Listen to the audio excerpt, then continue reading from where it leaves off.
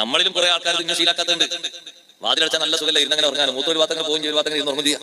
പിന്നെ കസേര മോഡലിൽ മൂത്രിക്കുള്ളതാണ് പിന്നെ പറയും വേണ്ട. അങ്ങനല്ല മറ്റാ പിന്നെ പ്രത്യേകം ഇരുന്നിട്ട് സ്റ്റൂൾ പോലെയുള്ള മൂത്രിക്കാൻ പറ്റുന്ന ഉപകരണമാണെങ്കിൽ എന്നാ പിന്നെ ചാരി ഇരിക്കും ചെയ്യാം, സുഖമാണ്. വീഴുന്ന പേടിയൊന്നുമില്ല. അവിടെ ഇരുന്ന് വിശ്രമിക്കേണ്ട സ്ഥലം അല്ല അത്. ഇരിക്കേണ്ട രൂപത്തിൽ ഇരുന്നിട്ട് ഒഴിവാക്കേണ്ടത് ഒഴിവാക്കി പോരേണ്ട സ്ഥലമാണ്. പക്ഷെ അതിന് മുമ്പ് രണ്ട് കൈയും കഴിയണം. അഷ്റഫുൽ ഖൽഖ് സ്വല്ലല്ലാഹു അലൈഹി വസല്ലം പറഞ്ഞു, ഇദസ്തൈഖള അഹദുകും മിൻ നൗമിഹി, നിങ്ങളിൽ ഒരാൾ ഉറക്കത്തിൽ നിന്ന് എഴുന്നേറ്റാൽ അവന്റെ കൈ 3 പ്രാവശ്യം കഴുകണം. ഫഇന്നഹു ലാ യദ്രി ഐന ബാത്തത് യദാഹ്. രണ്ട് കൈയും എവിടെയാണ് രാത്രി രാപ്പാർത്തത് എന്ന് ആർക്കും അറിയില്ല. അറിയില്ല. ഇനി അങ്ങനെ ഒരാൾ വാദിക്കുകയാണെങ്കിൽ അപ്പുറത്തുനിന്ന് ഫോട്ടോ എടുത്ത് കാണിച്ചു കൊടുത്താൽ മതി. എവിടെയെല്ലാം ശരീരത്തിന്റെ ചുക്കിച്ചുളിഞ്ഞ ഭാഗങ്ങളുണ്ടോ അവിടെയെല്ലാം നമ്മുടെ കൈ അങ്ങോട്ടും ഇങ്ങോട്ടും പരക്കം പറയും. നമ്മുടെ കൈ ചൊറിയാത്തൊരു സ്ഥലം ഉണ്ടാവില്ല. ചൊറിഞ്ഞിട്ടും ഈ ഉറക്കിന് കുഴപ്പം വരാത്തതോ അല്ലാഹു തആല നമ്മുടെ ശരീരത്തിന് തന്നൊരു സംവിധാനം അങ്ങനെ. അതുകൊണ്ടാണ് ശരീരത്തിന് ഒരു സുഖം തന്നോണം. അതുകൊണ്ട് അല്ല, ചെറിയൊരു അനക്കത്തിൽ തന്നെ നമ്മൾ ഉണരുകയാണെങ്കിൽ പിന്നെ ഉറക്കം ക്ലിയറാവും.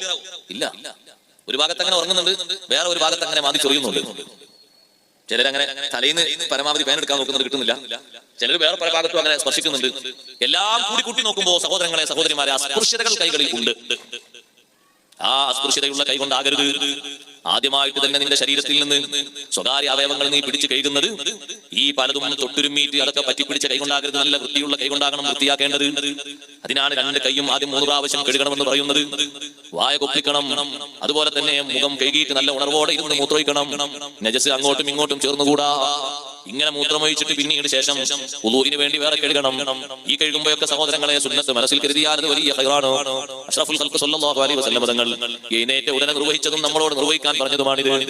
എഴുന്നേറ്റ ഉടനെ തന്നെ വേഗം പോയിട്ട് മൂത്രമൊഴിക്കാനോ വിസർജിക്കാനോ ഇരിക്കുന്നതിന് മുമ്പ് രണ്ട് കൈയും 3 പ്രാവശ്യം കഴുകി, വായിൽ വെള്ളം കൊപ്പിളിച്ച് മുഖം 3 പ്രാവശ്യം കഴുകി നല്ല വൃത്തിയോടെ ഉണർവോടെയാണ് പോയിരിക്കേണ്ടത്.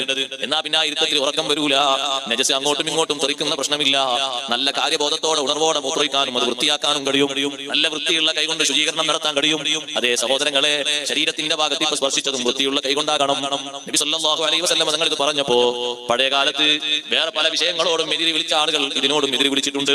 നബി സല്ലല്ലാഹു അലൈഹി വസല്ലം തങ്ങൾ പറഞ്ഞ ഹദീസിനെ അതിന്റെ ആത്മീയമായ വശം ഉൾക്കൊള്ളാനുള്ള കരുത്തില്ലാത്ത പലരും ഈ വിഷയത്തെ എതിർത്തിട്ടുണ്ട്. ഇമാം നബി റഹ്മത്തുള്ളാഹി അലൈഹി പറയുന്നു, പഴയ കാലത്ത് ഒരു മനുഷ്യൻ അയാൾ വാശി പിടിച്ച് പറഞ്ഞു, എന്റെ കൈ ഞാൻ കഴുകൂല, എന്റെ കൈ എവിടെയാണ് രാപ്പാർത്തത് എന്ന് എനിക്കറിയാം, ഞാനത് കഴുകൂല എന്ന് വാശി പിടിച്ചു. പറഞ്ഞ നേരെ പിറ്റേന്ന് തന്നെ ആ മനുഷ്യൻ എഴുന്നേറ്റ് നോക്കുമ്പോ എന്തിനോടാണ് ആ മനുഷ്യൻ എതിർപ്പ് പ്രകടിപ്പിച്ചത്? അഷ്റഫുൽ ഖൽഖ് സയ്യിദുനാ റസൂലുള്ളാഹി സ്വല്ലല്ലാഹു അലൈഹി വസല്ലം തങ്ങൾ പറഞ്ഞ ഹദീസിനോടാണ്. അതിനെ എതിർക്കാൻ പാടില്ലല്ലോ. മുസ്ലിമായ ഒരു മനുഷ്യൻ അതിനെ അംഗീകരിക്കുകയല്ലേ വേണ്ടത്, ജീവിതത്തിൽ പകർത്തുകയല്ലേ വേണ്ടത്. അതിന് പകരം അതിനെ ചോദ്യം ചെയ്തിട്ട് അയാൾ പറഞ്ഞു, എന്റെ കൈ ഞാൻ കഴുകൂല, എവിടെ രാത്രി ആ കൈയുണ്ട് എന്ന് എനിക്കറിയാം. രാവിലെ എഴുന്നേറ്റ് നോക്കുമ്പോ സുബ്ഹാനല്ലാഹ്